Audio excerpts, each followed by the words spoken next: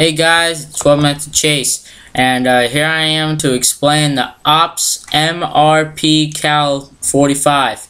It is a spring-loaded gun. I took out the mag because I had ammo on it.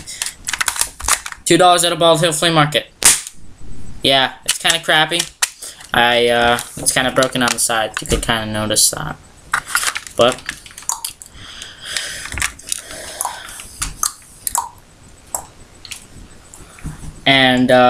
what else you can do?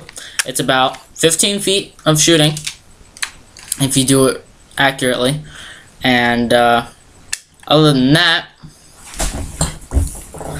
it is V-sighted, and yeah.